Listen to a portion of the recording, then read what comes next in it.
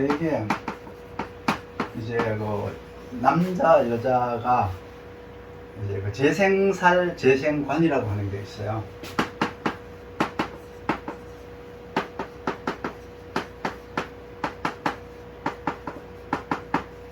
이건 책임과 어떤 그 역할의 문제인데, 재생관을 하는데 이 위치가 있어요. 위치. 재관의 위치가 있는데, 대개 천간에 관살이 있고요. 지지에 이제 재성이 있는 게 이게 정상이에요. 이게 정상적인 위치예요. 위치가. 만약에 천간에 재성이 있다 그러면, 천간에 재가 있다 그러면 바로 이거는 언젠가는 쟁제를 맞게 되겠죠. 언젠가는 재극인을 하게 되겠죠. 언젠가는 당하게 돼 있어요. 천간에 있으면. 만약에 관살은 지지에 있다. 재성은 천간에 있다. 이렇게 되면 이거 맞게 돼 있어요. 100%.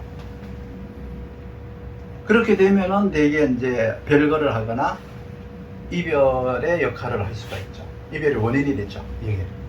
이 정제라든가 재극인이 결국은 이제 이별의 원인, 이혼의 동기가 될 수가 있어요. 그러면 재생관이라고 하는 것은, 이거는 이제 그 부인 역할을 하는 거예요. 부인 역할인데, 이거는 그 가정에서 가정주부처럼 어떤 그 가정적 부인 역할이에요. 가정적 부인 역할. 요거는 부인 역할이라기보다는 내조라고 하는 의미가 들어있어요. 내조. 똑같은 말 같지만 달라요. 요거는 가정적인 부인 역할을 하는 거고요. 요거는 밖에 나가가지고 남편의 일을 도와준다는 뜻도 들어있어요. 그래서 여자 사주가 재생살로 태어나면은 가정만 책임지는 게 아니고 외부에서 역할도 강요를 당하게 돼 있어요. 누구한테? 살한테.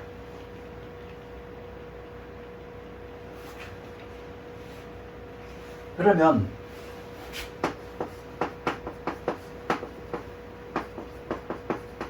무재라는 게 있고 무관이라는 게 있죠. 무재가 있고 무관이 있어요. 무재라고 하는 것은 스스로 하는 남편. 부인한테 뭔가 기대를 걸지 않는다는 뜻이에요. 혼자서도 잘해요. 독립적이다. 도움을 전혀 받지 않는 스타일. 그러니까 참 관살 입장에서는 조금 피곤하죠. 무관이라고 하는 것은 스스로 하는 아내. 스스로 자기가 할 일을 하는 거예요. 독립적이에요. 남편한테 기대지 않아요. 무거운 물건이 있으면 남편한테 들어달라 소리 안 해요. 자기가 직접 들어요. 이 말은 뭐냐면 스스로, 그러니까 서로 간에 배려가 없는 거라는 뜻이에요. 뭐 무관이니까 남편이 없고 무지니까 아내가 없고 이게 아니라 서로 간에 배려를 하지 않는다는 뜻이고, 서로 간에 관계 설정이 안 돼 있다는 뜻이잖아요. 그러니까 미움이나 기쁨, 그러니까 뭐 상대를 미워한다거나 좋아한다거나 하는 특별한 그 느낌을 가지지 못했다는 뜻이에요. 그러다가 이제 무죄인 남편이 이제 운에서 재성운이 들어오면, 무죄사주는 항상 이제 관만 보는 거죠. 관. 스스로 하는 남자. 만약에 무관한 사주에서 여자 사주가 이제 그 재가 들어오면 그 스스로 하는 여자예요. 근데 무죄 무관은 부부가 없다는 뜻이 아니고 자기가 알아서 다 하려고 한다는 뜻이에요. 왜? 배려를 하기 싫으니까. 배려를 안 받겠다. 나 너한테 배려 안 해주고 나 배려 안 받겠다, 이런 뜻이에요.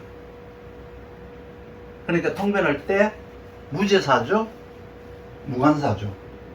배려를 안 하는 남자, 무죄사주. 배려를 안 하는 여자, 무관사주. 이렇게 보시면 돼요. 그럼 여기서 만약에 이제 관이 왕하고 재성이 약하다. 관이 왕하고 재성이 약하다. 이런 경우는 이제 되게 남편한테 돈을 꿔주는 남자. 관이 왕하니까 뭐가 돼요? 재가 설기가 되죠. 재성이 설기가 되는 거예요.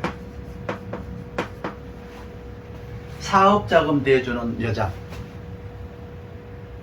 남편의 사회생활, 남편의 품위를 위해서 자기 희생이 필요한 여자. 남자가 여자의 돈을 빼먹는 거예요. 빼가지고 홀라당 삼키는 거죠. 안 갚는 거죠. 근데 반대로 제가 왕하고 관이 더 약하면 요거는 어떨까? 요거는 이제 부인이 고난을 부리는 거예요. 어차피 남자는 약간의 무능하니까. 돈은 누가 써요? 제가 다 쓰죠. 그러니까 관약은 어차피 여자한테 그냥 계속 돈을 타서 쓰면 돼요. 여자한테 붙어서 타서 쓰면 돼요. 그러니까 어떻게 해요? 여기서도 결국은 제가 왕해도 제가 책임을 지고 제가 약해도 책임을 지죠. 관을. 제가 왕해도 관을 책임지고 제가 약해도 관을 책임지는 거예요.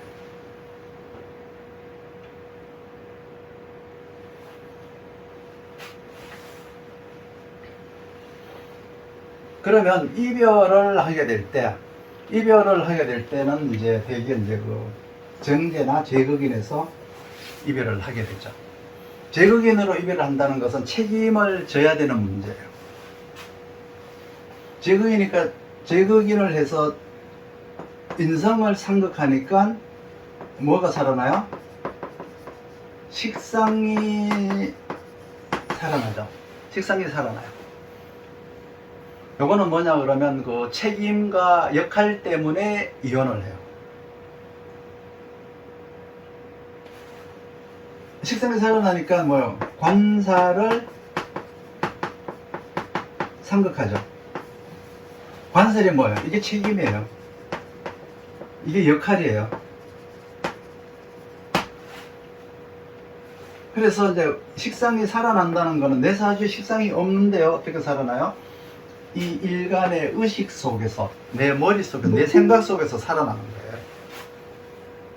나 저거 책임 못 지겠다. 나 저거 힘들어 못 하겠다.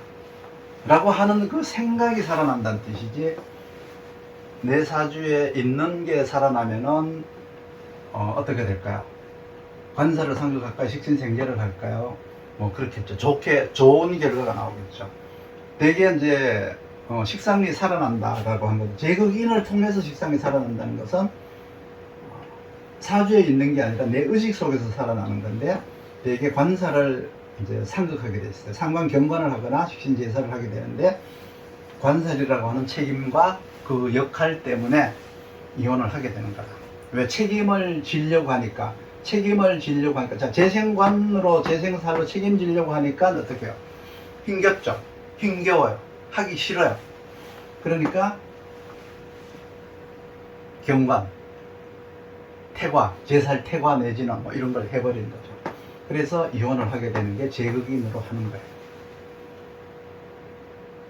그러면 정제로 이혼을 하는 건 어떻게 될까요? 요거는 책임을 져야 되는 것을 회피하는 문제고요. 그러니까 책임을 지지 않으려고 하는 문제예요, 요거는. 요거는 이제 쟁제가 되는 것도 역시 책임 문제인데 요것도 책임 회피예요. 요것도 책임 회피를 하기 위해서 이혼을 하는 거예요. 여기서는 쟁제니까 누구가 그걸 당하죠? 재성이 그걸 당하죠. 재성이 그걸 당하잖아요. 그럼 뭐가 살아나요? 인성이 살아나죠. 인성이 살아나서 뭐라 그래요? 인성이 살아나가지고 식상을 제극인을 하게 되면 쟁제를 하게 되면 인성이 살아나서 식상을 상극해요. 식상을.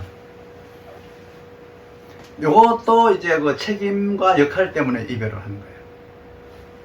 인성이라고 하는 게 인성이 살아나니까 뭐가 살아나요? 책임과 역할이 살아나는 거예요. 책임과 역할이. 여기서는 관이 책임과 역할이 되는 거고, 여기서는 인성이, 쟁제형에서는 인성이 책임과 역할의 문제가 되는 거예요. 그래서 식상을 상극한다는 얘기는 내가 개인적인 안위를 편하고 싶다는 뜻이에요. 책임을 기피하고 싶은 거예요.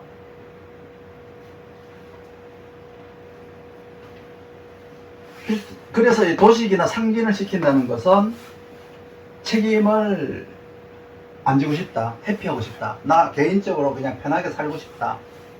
이게 이제 쟁제에서 오는 이혼 문제죠. 그리고 또 하나가 있는데 관설에서 오는 게 있어요. 관설에서 이제 오는데, 요거는 이제 아까 지웠구나. 관인상생의 문제죠. 부부간의 사랑 문제, 관인상생. 가령 이제 뭐 정관, 정인, 평관, 편인, 이거는 아무 문제가 없어요. 근데 아까 밑에 정관, 편인, 이 관설이라는 것은 곧 이제 사랑과 미움에 관한 문제예요. 그 이별을 한다, 이혼을 한다는 것은 관과 편인의 관계를 아까 봤지만은 남자 책임이 아니잖아요. 남자는 사랑한다고 했는데 여자가 그릇이 커서 그게 양이 안 찬 것 뿐이니까 이건 부인의 잘못이죠.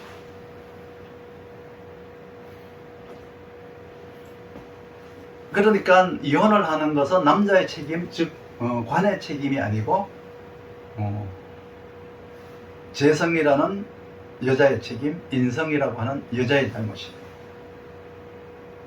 인성이라고 하는 것은 내가 사랑을 받고 사랑을 못 받고에 대한 잘못이 있잖아요. 그러니까 사랑의 부족 현상에 대한 잘못은 관설에서 나와요. 관인상생이라고 하는 관설에서 나와요.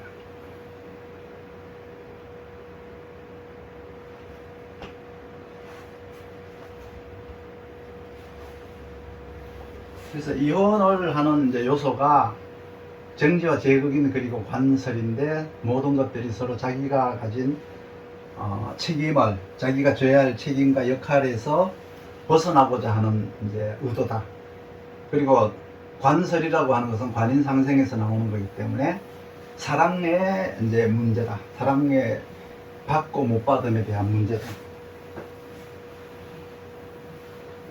무죄 무관에 대한 이해도 하셨을 테고,